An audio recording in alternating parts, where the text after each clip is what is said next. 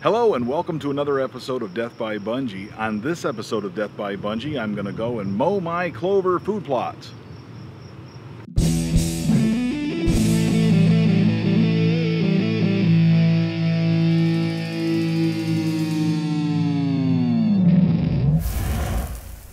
Oh crap.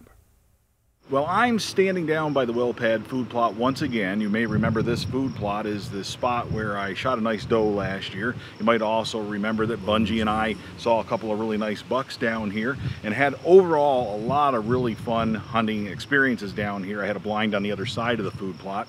And in this food plot we had planted Throw and Grow Radish Extreme, a really nice food plot blend I like. Had a lot of good luck with that. This spring I frost seeded that to sort of try and start a perennial food plot here. I wanted to have something that would come up every year, be there in the spring for the deer, to get them running throughout the summer, and then of course hunt over in the fall if possible.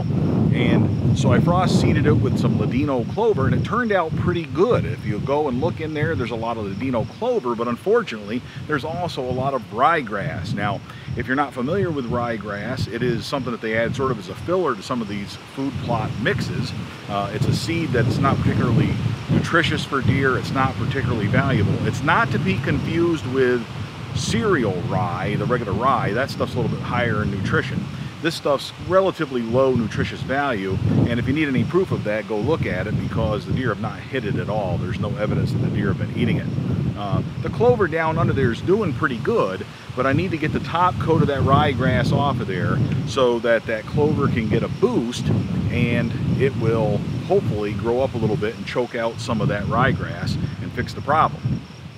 It became even more obvious after my daughter and I drove around here last week. We went around and we spread the fertilizer that the clover likes on here, put all that out, and after we fertilized it, I come back this week and I swear it's gained 12 inches or 18 inches in height. Now I want to be extra careful with this particular plot, because this time of year I don't like mowing because there are fawns hiding in the grass lots of times. In fact, I had a camera right here on the edge of the food plot, and I had a mama doe and her baby going down through here, and you can see that that fawn is very, very young, very new. I want to make sure that I don't harm anything while I'm down here. So before I shot this video, I made a quick pass, walked around the edge of the food plot a little bit, make sure there's nobody hiding down there in the bushes. And now what I'm going to do is go through, before I mow, we'll walk even more thoroughly. My mom's going to give me a hand. We'll go down here, walk very thoroughly, canvass the entire area, make sure there's no little visitors hiding down in there, and then I'll feel comfortable going through and mowing it real quick. Now, when do you know when to mow your food plots? Unfortunately, it is useful and I think a good idea to mow your food plots in the spring, and unfortunately that's when the fawns are out. But nevertheless, you know that you need to mow when you start getting some flowers on the top of those clovers. That's a good time to mow.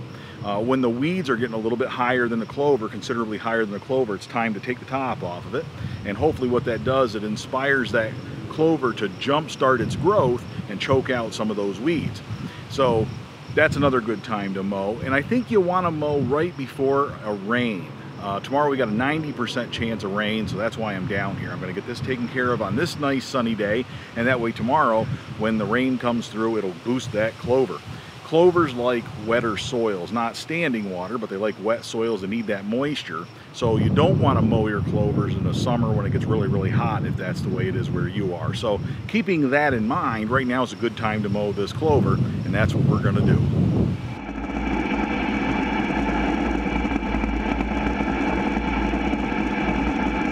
Well, I hope you've enjoyed this episode of Death by Bunjie. Make sure you subscribe if you haven't done so already, and like us on Facebook so you can get regular updates as far as our food plots are concerned and everything else. And until next time, all hail Bunjie!